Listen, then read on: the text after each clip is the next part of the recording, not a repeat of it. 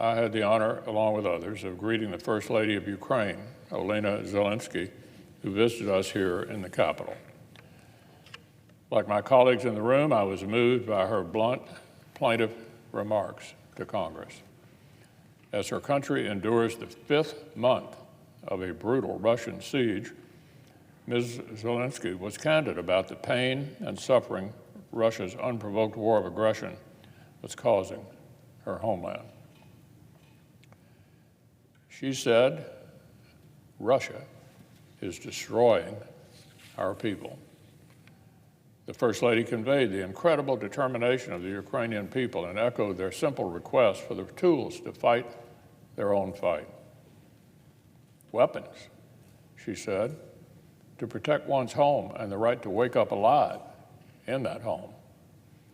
I hope the First Lady's visit helps steel our colleagues' resolve as friends of Ukraine. Russia's invasion has already reminded the West that revisionist aggressors cannot be appeased. And Ukraine's brave resistance, equipped with the arsenal of the free world, is a further reminder that this is a fight they intend to win. The Senate should be proud of our work over the past several months to get more lethal capabilities into Ukrainian hands. But at every step of the way, the Biden administration has been a bit slow to greenlight the game-changing weapons Ukraine's frontline defenders actually need. I urged the President for more than a year to take specific actions to deter Russian aggression against Ukraine, actually before it escalated. Last June, I urged him to deliver lethal capabilities to Ukraine and other states in Vladimir Putin's crosshairs. Instead, the administration slow-walked security assistance for months. In December, I called for U.S. military reinforcements along NATO's eastern flank, but the President waited until February to deploy forces, too late to deter Putin's aggression. And even after Russia has launched its unlawful invasion, the President has repeatedly deterred himself from providing Ukraine the capabilities it needs. With nearly every weapon system requested by Ukraine, the cycle in Washington plays out like this. First, hesitation and concern. Then, excuses that Ukraine couldn't effectively use the proposed weapons, or objections that providing them would escalate the conflict. Then grudging willingness to transfer the weapons. And finally, with weapons in Ukrainian hands, self-congratulations from the Biden administration that they're having a positive impact on the battlefield. So it is exhausting to watch this decision-making cycle repeat itself from Kentucky. It must be exasperating to watch it from Kyiv.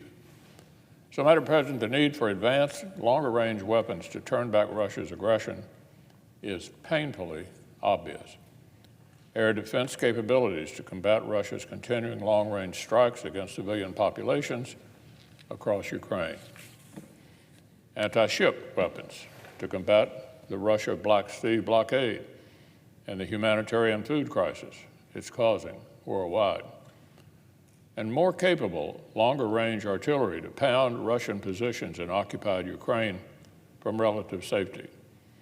This will help offset any numerical advantage Russia has achieved by pumping so much more combat power into its invasion force. So here it is. Putin cannot be allowed to believe he can just wait for the West to become complacent. It would do a moral disservice to the brave Ukrainians fighting every single day for their country. But this is not just about Ukraine's security. If Russia achieves its objectives in Ukraine, it will imperil our own security. And if we waver on Ukraine, it would certainly send an unmistakable signal of weakness to Beijing, which is watching the conflict in Ukraine very closely. For their part, so are our friends and allies in China's backyard. As Japan's Prime Minister put it back in May, quote, Ukraine might be East Asia tomorrow. So, Madam President, Russia's brutal war has cost the people of Ukraine their homes, their safety, and their lives.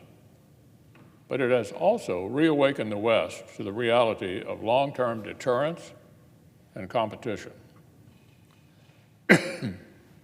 It's led modern partners like Sweden and Finland to cast their lot with the greatest military alliance in the history of the world. And it's prompted current treaty allies to shake off years of neglect for their own defense capabilities.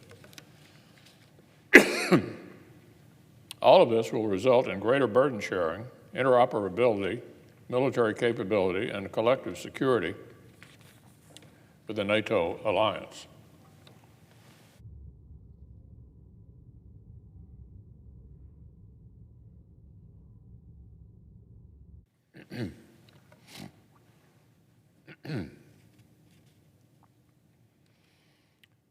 The United States cannot afford to neglect this lesson ourselves. As the leader of the free world and the #1 target of revisionist adversaries, China and Russia, we have to take seriously our obligation to maintain America's military superiority. We need to act quickly and pass a defense authorization bill that restores our readiness, grows our stockpiles of critical munitions, reinforces our position along NATO's eastern flank, and lays the foundations for a new era of credible deterrence in Asia by modernizing and equipping our military for real competition with China.